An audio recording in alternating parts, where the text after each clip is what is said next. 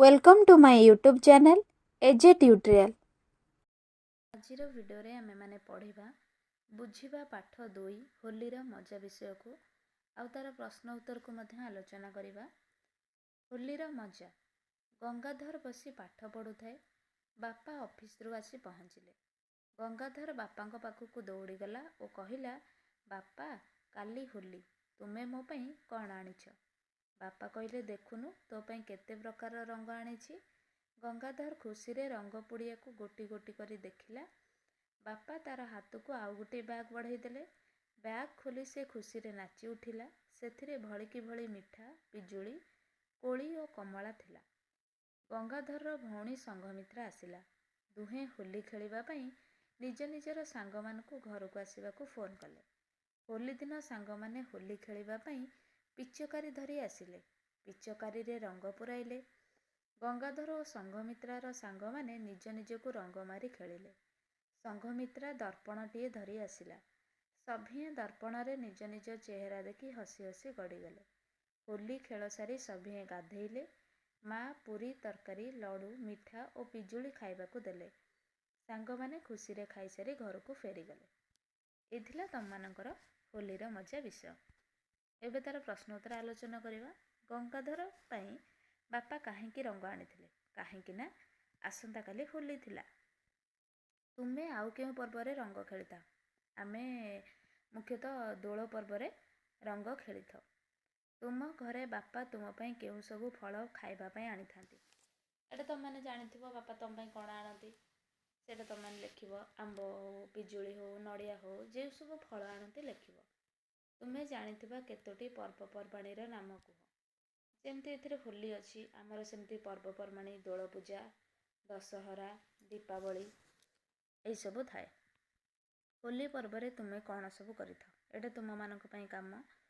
ତୁମେମାନେ ହୋଲି ପର୍ବରେ କେମିତି କ'ଣ ସବୁ କରିଥାଅ ସେଇଟାକୁ ତୁମମାନେ କହିବ। ଦେଖ ଓ ଲେଖ।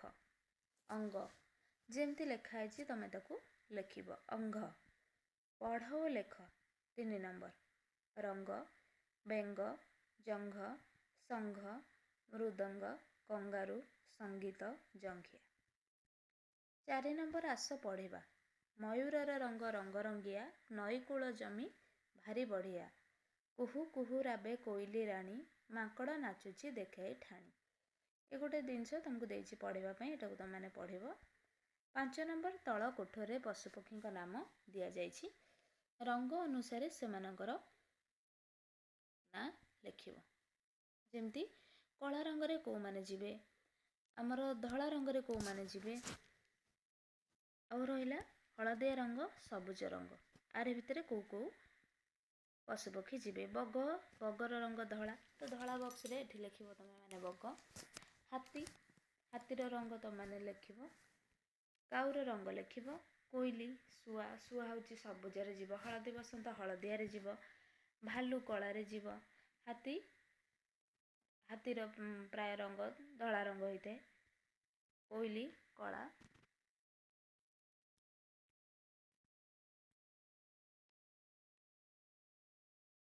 ଛଅ ନମ୍ବର, ତୁମେ ଜାଣିଥିବା ରଙ୍ଗର ନାମ ଲେଖ।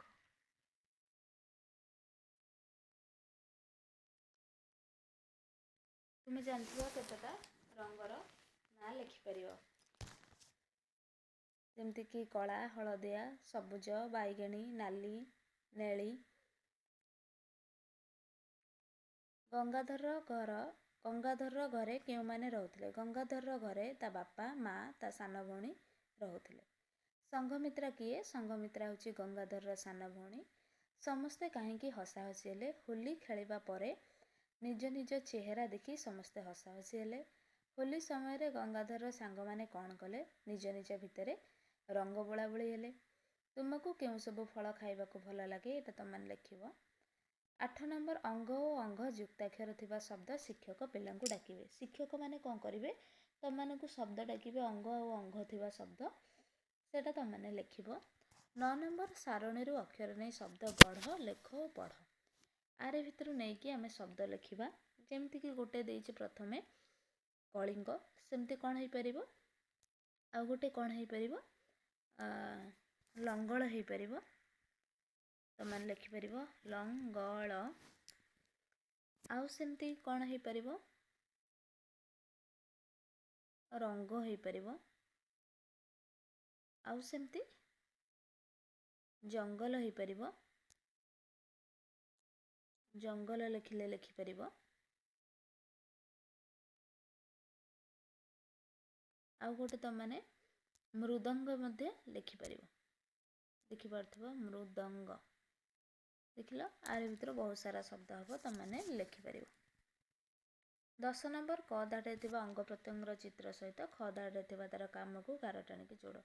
ଯେମିତି ଆଖିର କାମ ହେଉଛି ଦେଖିବା, ସେମିତି ନାକର କାମ କ'ଣ ହେବ ଆମ ପାଇଁ? ନା ନାକର କାମ ହେବ, ନାକ ହେଉଛି ଶୁଙ୍ଘିବାରେ ଯିବ। ନାକକୁ ତମମାନେ ଆଣିକି ଏଠିକି ଟାଣିବ, ଶୁଙ୍ଘିବା। ସେଇଭଳି ଭାବରେ କାନର କାମ ତମମାନେ ଜାଣିଥିବ। କାନର କାମ ହେଉଛି ଯେମିତିକି ଶୁଣିବା।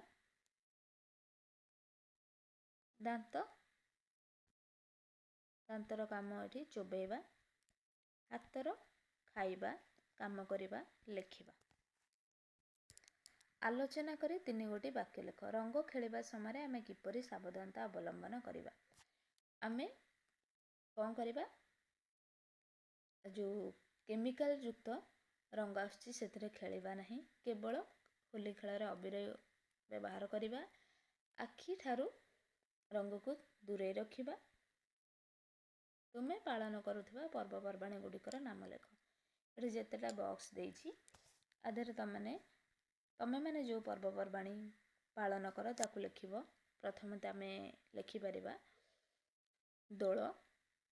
ଦୋଳ ପୂର୍ଣ୍ଣିମା ହଉ, ରଜ ହଉ, ଦଶହରା ହଉ, କୁମାର ପୂର୍ଣ୍ଣିମା ହଉ, ଦୀପାବଳି, ହୋଲି, ଏମିତି ଅନେକ ପର୍ବ ଅଛି। ଗଣେଶ ପୂଜା, ସରସ୍ୱତୀ ପୂଜା ହଉ, ଆମର ମାଣବସା ପର୍ବପର୍ବାଣି ଯାଉଛି। ସେଇ ହିସାବରେ ତୁମମାନେ ଆଉ ପର୍ବପର୍ବାଣିର ନାମ ଲେଖିପାରିବ। 13 ନମ୍ବର, ତୁମ ପାଇଁ କାମ। ନୂଆ ରଙ୍ଗ ତିଆରି କରିବା। ଯେମିତି ନାଲି ରଙ୍ଗ ଆଉ ହଳଦିଆ ରଙ୍ଗ ମିଶିଲେ କେଉଁ ରଙ୍ଗ ହେବ?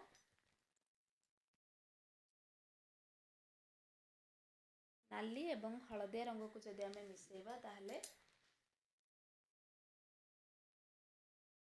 କମଳା ରଙ୍ଗ ହେବ।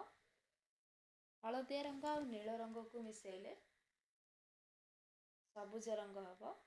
ନାଲି ରଙ୍ଗ ଆଉ ନୀଳ ରଙ୍ଗକୁ ଯଦି ଆମେ ମିଶାଇବା ତାହେଲେ ବାଇଗଣୀ ରଙ୍ଗ ହେବ। ଏ ଥିଲା ତମମାନଙ୍କର ବିଷୟ ହୋଲିର ମଜା। ଆର ପ୍ରଶ୍ନ ଉତ୍ତର ସହିତ ଆମେ ବିଷୟଟିକୁ ପଢ଼ିଲେ। ଆଇ ହୋପ୍ ତମମାନେ ବୁଝିପାରିଥିବ ସମସ୍ତେ।